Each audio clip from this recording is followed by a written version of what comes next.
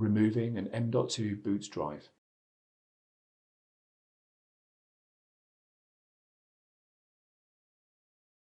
Use the key to unlock the node covers, and then remove the key. Press and hold the button to disengage the cover. Slide and lift the cover to remove it from the chassis, and then place it on a flat, clean surface. To remove the M.2 boot drive from the I/O module board, remove the screw that secures the M.2 drive.